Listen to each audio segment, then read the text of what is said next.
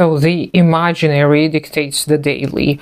This is a phrase that I think really encompasses a lot of what Althusser has been talking about when he talked about the subjectivity, right? And he talked about how everyone is already a subject. You have become a subject even before you were born. And this is something that I've already explained, I think, at length on several occasions when I talked about Althusser and his ideas on subjectification and how it happens. And I think that people don't understand what ideological subjectivity actually means. There is no moralizing. The fact that you are born into the big ideological subject, it is not your fault. And there is not much you can do to undo it. And of course, I personally advocate for socialist ideology, but I think that a lot of people get this knee-jerk reaction to the proclamation of their subjectivity because they associate their own personality and their own subjectivity as something uniquely, independently theirs. That's something they have ownership of. And when you share that something probably most likely influenced the way you form, the way you are, it is not an accident. It is not you being so special and unique. It is because of all of these economic circumstances, all of these material conditions, and all of this ideological programming, whatever you want to call it. You are who you are. And it is not wrong. It is not bad. But people, I think, tend to get a little bit of a moral outrage type of a reaction. They feel like whenever you say that somebody is an ideological subject, you undermine them as a person. You say you are a sheeple. You're just one of that gray mass of people who don't think for themselves. And that's the thing. We're all the gray masses. And this is when we admit it to ourselves that in all our uniqueness, we are still people, first and foremost, and that people in economic circumstances such as the ones we live in are going to shape the way you perceive the world. You do not perceive the world because the world just is. You perceive the world because you were taught to look at certain things and to call certain things certain names, and you were taught certain relationships between these things. And when you start looking and analyzing what these relationships are at the core, then you may actually end up like Marx, and you realize that the relationship of production are going to necessarily dictate the relationship of distribution and therefore the relationship of consumption. And when you realize that, you're like, I do not even consume the food that I have on my table through the means that I have come up with on my own. I consume the food the way I was taught. I use a fork and a spoon or a knife or whatever. I use chopsticks or my hands to eat food because this is how I was raised. And there is nothing wrong with eating food with either of these utensils or your hands. There is no moral hierarchy to these methods. Same goes to the production. Capitalist production is neither moral nor immoral in its core, because morality has little to nothing to do with production. However, we humans can deem the results of such production as moral or immoral. Now, that does not mean that we are going to practice some kind of positivist or neo-positivist type of an approach. It means that we're going to look at conditions of production and say, this leads to that. We see the cause and effect. So when we see that production necessitates a distribution and therefore necessitates consumption, this is when we realize that, well, if we want the consumption to be different, if we want our own consumption to become different, then the production has to change. It is not you who's consuming too much. Maybe you are, but individually, it shouldn't really matter. What matters is that everything under capitalism is produced in such a manner that it pushes you to consume in a certain way. Just as I gave examples in the past, you cannot use certain objects in a manner that they're not designed to be used for.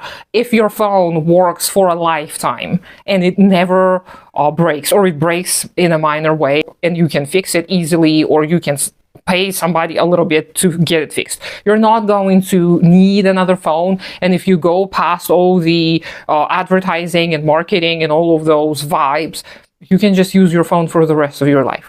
But planned obsolescence is a thing. So even if you want to use your phone for the rest of your life, you won't be able to. Same goes for everything. Quality of everything under capitalism is always going to suffer because, again, the production necessitates consumption. So the production has to produce low quality products so that you continuously consume more and more and more. So it is not you who is morally corrupt because you buy too much stuff, because you cannot stop buying stuff. It is because, again, the process from the get-go was meant to produce commodities. Capitalist production produces commodities. It doesn't produce goods. It doesn't produce use value per se. Capitalists don't care if the product that they brought into the market has use value even.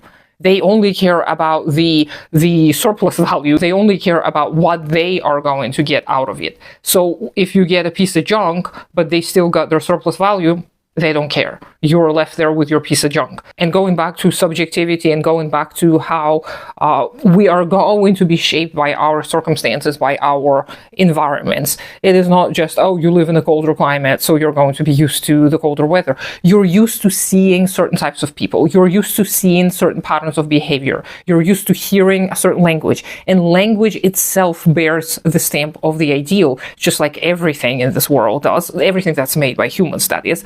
So you're not going to escape outside influences. And I'm always laughing at the fact that people, especially in the Western world, are so preoccupied with individuality and being different. They are preoccupied with individuality, but then they seek connection and they fail to find somebody who may understand them and mirror back to them whatever it is they need, mirror back, and then they feel disappointed. Like, you want it to be unique. You want it to be special and different and not like everybody else. That means you're going to spend your time in isolation. If you do not want to be isolated, then you have to look for commonalities, not for differences, but for similarities. And most of us are so similar to each other. It doesn't matter what kind of hair, what kind of skin, what kind of eyes, and all of that stuff we have. What is within also is not really important. What matters is our relations. And our relationships, they're built. They do not just magically appear. And we can actually do something with agency when we build relationships. We can relate to each other, not according to the logic of things, like in capitalism we have to, but we can actually discover what kind of relationships we want to create with each other. If we do not want transactional relationships, then we shouldn't see people as commodities. Then we shouldn't see people from a lens of value that they bring to us. We should see people, as concrete creatures with concrete features and concrete processes of change. And we should learn to observe such changes, and we should learn to process our own feelings and emotions that may evoke because of these outside processes. And this is when we're going to learn to relate to each other in non-capitalist ways. And indigenous peoples of all the lands knew that for thousands of years. And it's not like we've forgotten. It's just that we do get preoccupied with nonsense because, again, of the conditions we're raised in, because of the ideological subjectivity that is forced upon us, and we cannot resist it because we start getting it from the time when we're born. And it is not the schools and the woke channels on YouTube that make the children act and behave in a certain way.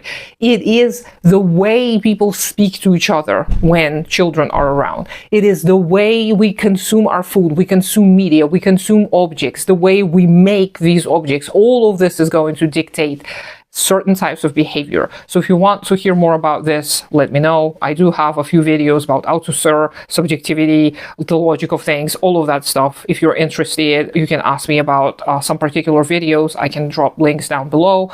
But otherwise, I hope you have a great day today. Consider supporting me on Patreon. Do take care of yourself and your community first. Consider subscribing to all the rest of the social media accounts, which I barely use. Maybe one day I'll do something with them, and I'll talk to you sometime later.